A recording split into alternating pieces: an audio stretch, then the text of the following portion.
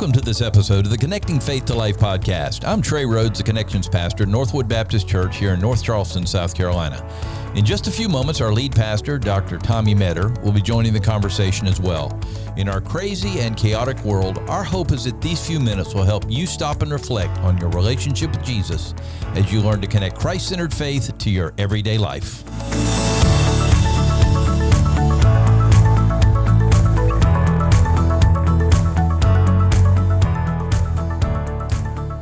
And I want to go ahead and make an apology. I had the wrong episode last week. This is episode 169 this week. We had two 167s. Yeah, so just know we got 167.1 and 167.2. Exactly. You never make mistakes. I was kind of disappointed in you, Pops. I know. I'm just an unmistaking person. I don't know how that happened. But anyway, as you listen to the podcast, just make sure that you take a couple minutes today. Invite people. More and more people are listening. I at our church hear people saying, listen, we love the podcast. We tell people about what's going on. So just keep at it. Facebook, Twitter, Instagram, text, whatever it takes to get people involved. And you can actually make personal invitations. Say, hey, listen, you need to listen to this podcast. So anyway, it just helps us stretch our reach beyond our immediate church family. Now, Pastor, I know that we are big believers in ministry here at Northwood Baptist Church. We believe that people to be fulfilled as followers of Christ need to be involved in ministry. But what we don't want to happen, and we've had these discussions before, is that one of the greatest ministries that we can do is be a minister to our family, ministry to our family. Yeah. So today we're going to be talking about how we can best use ministry to our family, how we can best do ministry to our family. And we've got our children's director. Is that the right word? I think that's what we call her. Okay, children's director, Anna Johnson here, and she's going to help us think this through today. So, Pastor, why don't you start getting us going? You ready? I'm going to try to be ready. Are you a little bit nervous? A little bit. Why? Because I can hear myself really loud in my ears. So Anna's been with us for 2 years now, 3 years? Right at 2 years. 2 years ago, October we brought 1st. Anna on October 1st. Well, happy anniversary. Thanks. I didn't realize it was October 1st. So she's been with us a couple years now and has done a phenomenal job of helping us to minister to our families and our kids, and she does a great job organizing the ministry, and you do all right. Thanks. Yeah. Amen. So, I know that we appreciate her. She's probably the sharpest person we have on our staff. Definitely. Yeah. I've been waiting 2 years for y'all to figure that out. Well, we knew we knew all along. We knew all along. That's right.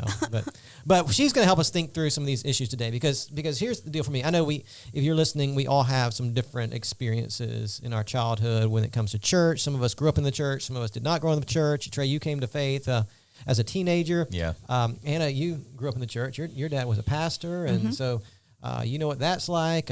My dad was not a pastor, but I grew up in the church, and but I just remember for me as a kid, I have wonderful, and this is not everybody's story, but it's my story. I have wonderful memories of the church as a child because I wasn't in a big church. I was in a small church, but it was a church that really prioritized, ministering to families and making sure kids were loved on and nurtured. And I just have great memories of being a part of a church as a child. And I think God used that obviously very instrumentally in my life. And that's what I want for our kids at Northwood. That's what I want our kids at any church. That as they grow up with relationships that they can take with them for the rest of their lives. They grow up, understanding the things of the faith, obviously. They grow up knowing that they're loved by God and loved by his people. That's what I want. And I want our kids, and when they come, I want them to learn. I want them to grow. I want them to have fun. I want it to be, an enjoyable time in their lives as they're, I was talking, we had a deacons meeting last night, Trey.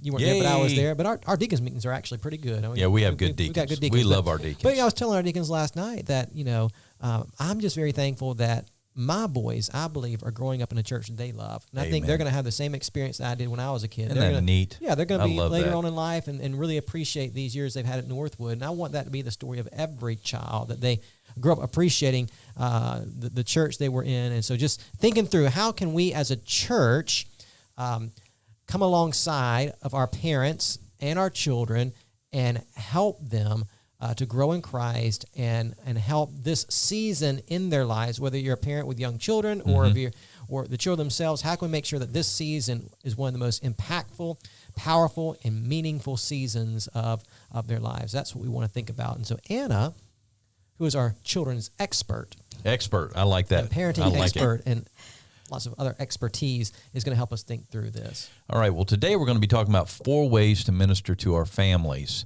And so, Anna, one of the things that we had talked about this before the show, how we're going to do this, and one of the best ways that we can minister to our families is the first thing you say is serve. Yeah, so this sounds like a shameless plug because I'm the children's ministry director. It's okay. And I'm always looking for people to serve. But whether you're a part of our church or if you're a part of another church, it's important for parents to know that while they are being fed spiritually, that their children are safe and also being spiritually fed. So I know for Northwood, our church is growing significantly and we need more volunteers than ever because we've got, new families that are coming every week. We also have new babies that are being born frequently. Yeah, that's true. And so this ministry, is definitely growing. And, they say that if a children's ministry isn't growing in a church, then the church isn't growing. Yeah. And so that's a really, really good identifier for growth in the church is that the children's ministry is growing. But, we've got a lot of people that come out to serve, during the summer. We've got VBS and we have 100 volunteers that show up every single night for a week. But we need those volunteers to show up the other 51 weeks too. That's right. Because if we don't have a safe space and a good ministry for our kids, then the parents aren't going to be there either, because they need to know that stuff's happening for their kids. And what I always tell people is if everybody serves just once a month or twice a month, then everybody gets a chance to not only serve and be a part of this wonderful ministry, but also they get a chance to be served as well on the weeks that they're not serving. So if we all just kind of take a turn, right? We teach our kids that if everybody just takes a turn, then we're able to do what we need to do in ministry. So you see serving in the children's ministry as an opportunity to teach your own children the importance of serving. I guess that's where we're headed with this. It shows our kids that, it's not like we're trying to take a break from them, even though that might be part of it for us is that, somebody else is teaching our kids for that hour or 2 hours a week. But seeing, when a parent gets involved in something that their kid is involved in, then the kid is going to be more excited about that thing as well. And I've always said, that, and I'm sure I heard it somewhere else, but children's ministry is not just for children. Children's ministry is family ministry. It is. And when we think about our church being a family, right, then we want to serve each other in that way as well. So. Amen. Yeah. Yeah. And I think, for a lot of people, honestly, for me, because of the role that I'm in, I don't get to serve in children's ministry very often. Yeah. And so for someone like me, honestly, that doesn't get to serve in children's ministry very often, it's kind of scary, right? Because I don't work with kids a whole lot. And I would imagine that there are some people that are hesitant to volunteer to serve with children because it is kind of scary. They might not be like Anna and have the background in children's ministry. Anna was a school teacher for a number of years before she came to children. A lot of people don't have that background. So not having that background or training can be intimidating, especially I think for a lot of men, right? I would say that's probably true. Naturally fit into that area of ministry because, for whatever reason. But it's not as scary as you think it might be. It's really not. And something that I have told young people that I've spoken to in college, especially, but, people will say, well, I don't have any experience with kids. And so I'm like, okay, well, everybody raise your hand if you were a kid. Right. And everybody raised their hand, so you do have experience So as everybody a kid. has experience with children because you started out as one, right? So some of us are still kind of childdish, and so we have a lot of experience, but that's another Don't podcast. bring me into that, please. Right? But, even if you don't have experience with a child, with children, if you're not a parent, if you can think back to when you were in school or when you were in church and Sunday school and that sort of thing, I'm sure that almost every single person can think about one teacher that made a difference for them. Absolutely. And, whether it was at church or at school, if you can implement some of those things that teacher did for you, that Sunday school teacher, that grade school teacher, if you can do one thing for another child that a teacher did for you, then you're going to be the one that they remember. That's true. Yeah. That's good. Yeah, and it really is. I mean, in a church like Northwood, we're going to help you. We're going to give you resources. We're going to train you, all those kinds of things. But just to be present and to show care for a kid, it goes a long way, right? I know my boys come home talking all the time about their Life Connection group leaders, their Awana leaders. You know, I think about some men who have stepped up and served in our children's ministry and what an impact that has made on my boys. I mean, it's just a big deal. So anybody can do it. Anybody can serve in children's ministry, whether it's one Sunday a month or whatever the case may be. And it's such needed. It really, and it shows those parents, hey, we care about. And I would just say too, and we might be getting to this in a minute. I mean, especially some of our older adults. That's a big deal to have older adults come alongside these younger parents and help them. And seeing some of our older adults serve in children's ministry, it's just a big deal. What's the next we got? All right, so the 4 ways to minister to our families. First is serve. Second is encourage, don't discourage. Oh, what do you mean, Anna? Okay, so this is a big one, especially like in mom culture, I see. But like it's like we have this this sense of needing to compare our journeys with each other, and all of our kids are different, right? So what you're going through as a parent might not be what I'm going through as a parent, right? Or it might be what I'm going through as a parent.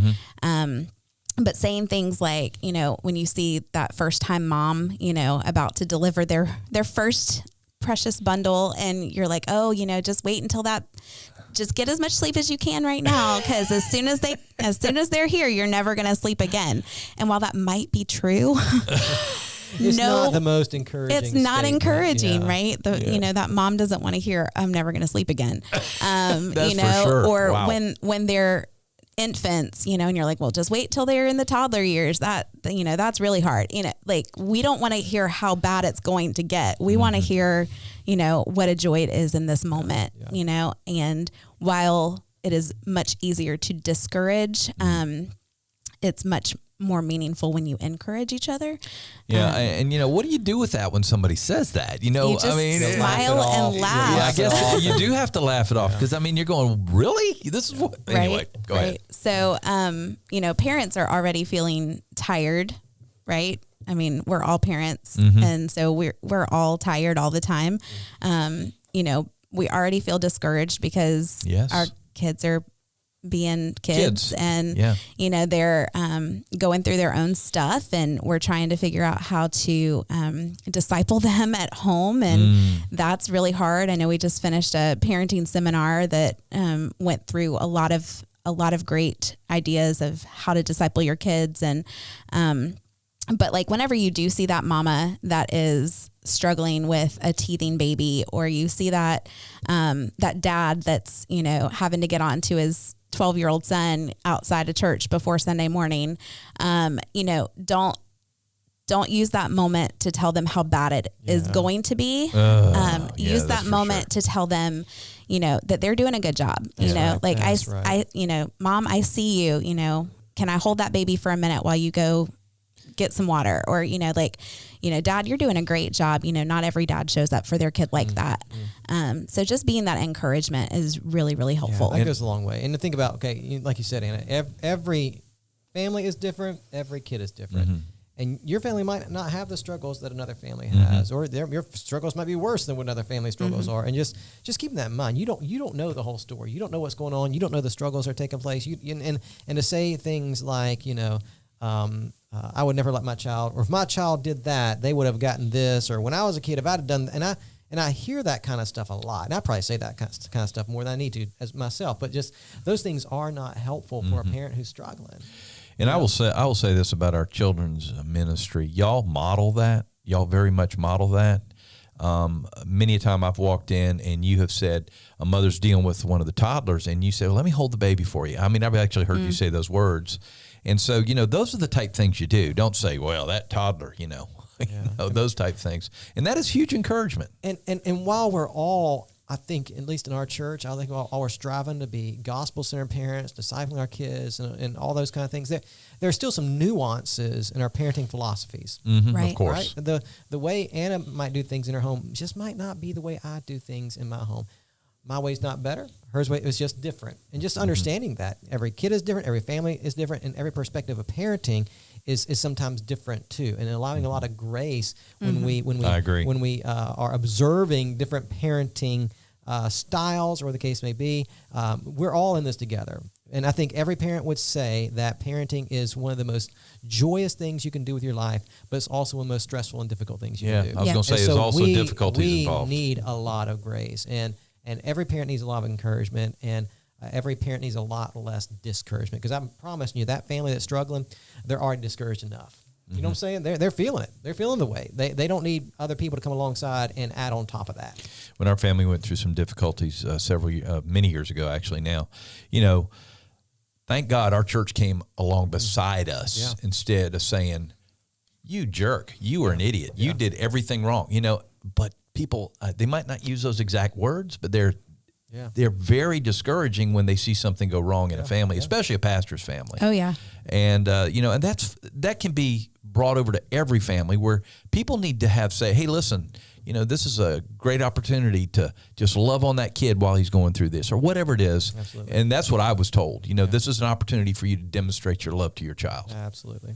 And if you can't get encouraged at church, then where are you going to get encouraged? They get enough of that junk out there. Right. They don't need it when they come to the Lord's house. Yeah, for sure. All right, so we're talking about 4 ways to minister to our families. We've talked about serving, encouraging, and now this is a really good one. We talked a little bit about this. Older parents befriend younger parents. Yeah, so this I feel like is, a lot of, and thankfully not often in our church do I hear this, but I have heard, well, I already did my time. From wow. And yeah, like that's not encouraging. That's let's prison. go back to point 2. That's not encouraging, right? But seriously, like if you think about families, young families that maybe didn't grow up in a Christian home, right? So they don't necessarily know what it looks like to be a fully, successful adult with successful children, as a Christian, right? So we've got young families that might need that model of what an older Christian family looks like.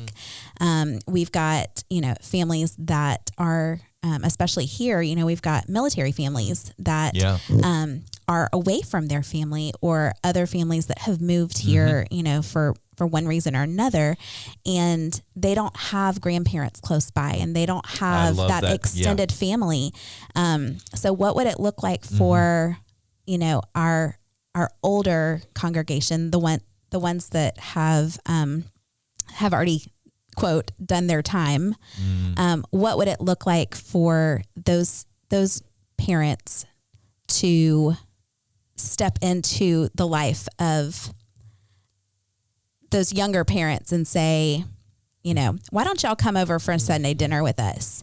Or when is your student, when is your child having, their next baseball game? Like, let me come cheer them on with you.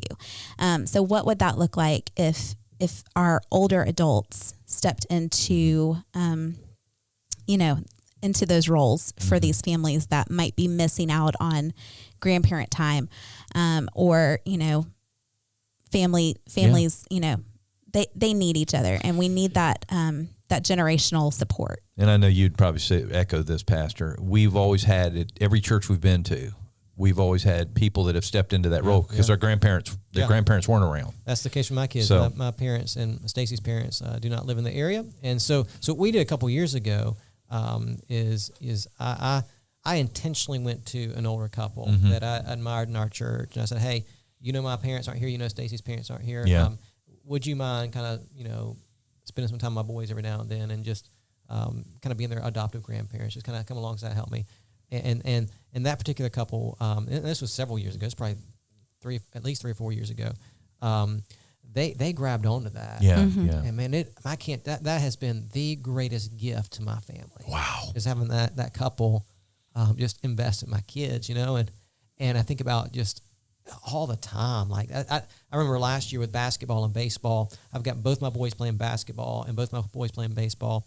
I don't think they missed a single game that my boys played in either That basketball is so or baseball. cool. I mean, Wow. and just all those big events, they've tried to be there, and that has been a huge blessing in my family. And I remind my boys on a daily basis, I know life is hard sometimes. I know you guys, you're trying to figure life out, but you need to know you're loved. You're loved by your mom and dad, and think about all the people in because that couple has played a very intentional role, but there's so many other couples in our church that have come alongside and encouraged my boys and loved on them, and I just constantly tell them, you are so loved by people. Mm-hmm. Do not think for a moment that you're not. And that's because people in our church have been intentional to love on my kids, and we've sought that out too. We have not been afraid to ask people to. And so I would say, I'm obviously in a different position. I'm the pastor, so I tend to know a few more people in the church than some do because of my role. But I bet you if you're a family at Northwood or even another church, you know some older people in your congregation that you admire. And maybe for you, it is just finding an older couple, and you just taking the initiative and asking, hey, my kids could really use some more support and love. Would you mind, just whatever it looks like? I know what we're trying to do here with our teenagers is our senior adults are actually starting to adopt our teenagers. Yeah, it's really cool. Where ministry. They're going to be ministering them over the course of the year. So we're trying to put some things in place to help those things happen a little more. But man, that's just really powerful to know. And because I remember that as a kid. Now it wasn't. I don't think my parents went to a particular group of older adults and said, hey, would you adopt my kids or anything like that? But I do remember having lots. Please adopt my kids. Right. But I do remember having, and it felt like when I was growing up at church, I had a lot of adoptive grandparents. Mm-hmm. Yeah. I just really did. And you probably had that same story because you grew up in the church. You're with and pastors. As a pastor's kid, I know we get a bad rap sometimes, but, I feel like there's so many benefits of being a pastor's kid too. Absolutely. That, there were always people showing up for us. And I still have good relationships with a lot of those people, that invested in my life as a young person. So. Absolutely. And so what we're saying though, is that, they can also be proactive. Yeah. Some of our older parents can be proactive in looking for a family that they can adopt as well. Say, hey, listen, let's get together. Listen, so it's not just waiting on the younger families to come to them. But just taking that initiative and looking and seeing. Sometimes they feel, again, it's very uncomfortable at times to talk that way to people, but if you will be proactive, I guarantee you they're going to say, man, we'd love to go. Yeah, that's right. Yeah. There are young families that are longing for extra support and care. Yeah, definitely. And you think about, our older couples, man, I think about, some of our older couples have had 3 and 4 kids or what the case may be. And there's so much collective wisdom, that they did some things right. They did some things wrong, just like all of us, and they can pass on what they've learned, and there's something special about being a grandparent and just, taking that initiative as an older couple and really seeking out ways that you can pour into those younger couples because they really need it and they really appreciate that support for sure. Absolutely. So our challenge is be proactive, both sides, seek out an older couple or an older couple seek out a younger family that you can help minister to. And you don't have to be weird about it. Like just find somebody that you're already in the same, in some way. Absolutely. Yeah. So. Yeah. We don't promote good word. Yeah, you don't have to be weird about it. Right. We should have put that as one thing. Okay. Or again, we're talking about 4 ways to minister to our families. We talked about serving. We've talked about parenting is not a competition. We've talked about older parents befriending younger parents and vice versa. And now this is probably, we always think this is always a given, but this is really the biggest part of foundation of what we're doing, and that is pray. Yeah, for sure. So there are multiple ways that you can pray. And like you said, like this, we're the church, we should be praying. But pray specifically for opportunities to open up, for you to minister to families. That is something that oftentimes when we don't pray, then we're not looking for the answer, right? So God might be giving us opportunities, but because we're not asking for them, we're not looking and we're not seeing that they're being given. So definitely pray for ministry opportunities. If you don't have the heart to serve, if you have that attitude of, I'm not a parent yet, I'm not going to serve yet, or I've already done my time, or, that sort of thing, pray for God to change your heart. Amen. Because we're not meant to sit on the sidelines. So pray for your heart be to desire that serving attitude, and then pray for the leaders that are already serving. I know as all of us, we covet the prayers definitely of our church, that we're working for the Lord, and it's our job as Christians to all be doing that. Just because, you're not on staff at a church doesn't mean that you're excluded from serving, but pray for the leaders that are serving, whether they are on staff or not on staff. Volunteers. Pray for the volunteers. Yeah. Pray for our Life Connection Group leaders. Those leaders are pouring into our children every single week. And praying specifically for different opportunities and different leaders. If you need a list of leaders, I can give you a list of leaders to pray for. There you go. I would love to get that together. That would be awesome. So there's definitely specific things that you can be praying for in ministry. Yeah, and just think about these children, praying for these children. I mean, because we're doing it as parents, right? We're having conversations with our kids even now that my parents never had to have with me. You know what I'm saying? Oh, no, it's, yes. I mean, just things that just, temptations and challenges and sin issues that honestly, a generation ago just didn't even really exist in some ways. And if they did, they were in a back door somewhere that nobody it just wasn't knew. out in front of everything, right? And so our children and our parents they're facing some unique challenges that prior generations, every generation has their unique challenges. I get that. But our current generation is facing some unique challenges that we just didn't have to necessarily deal with like we have to deal with now. And so just prayer for wisdom and how to walk through some very interesting days as we await the return of Christ. I mean, it's weird times, man. And these kids, the world they're growing up in is completely different than even the world that I grew up in not too long ago. Trey, you grew up in the, Here we go again. Go ahead. You can say it. Yeah, back when Abraham Lincoln was president. So I know it was a lot different then. But I'm a lot younger than you are. Oh, there you go. Here it comes. I think it's time to end the podcast, Pops. Oh, man. Anyway, Anna, just kind of, I think the praying thing is a huge part of what we do, but we don't make enough of it, if that makes sense. Yeah. Okay, so kind of give us, I guess, 3 ways to pray. Okay, that's probably putting you on the spot a little bit, but 2 or 3 ways we can really say, okay, for this volunteer, for this pastor, this minister, how can we best, or even for our children, what can we best pray for them? So I would pray for opportunities to serve. Okay. I would pray for your heart to want to serve, or for your heart to change, to be sensitive to those that are in the trenches, so to speak. Okay. And then pray for our leaders, specifically our volunteers and our children's ministry leaders. And I don't mean just me. I mean anyone who is serving in children's ministry. And if you don't know where to start, again, ask me. I can give you a name, or if you have a child or children in ministry, just start by praying for their teacher. There you go. Just start by praying for their Life Connection Group teacher, because those teachers they're dealing with their own stuff too, right? So praying for them to be strengthened and praying for them to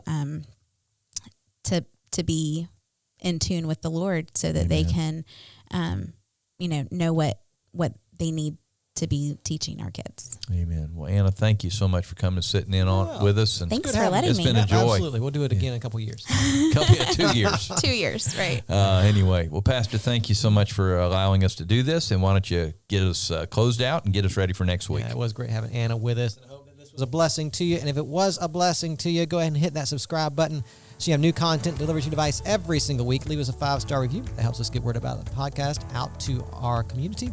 And as always, we hope today's episode has helped you connect faith to life.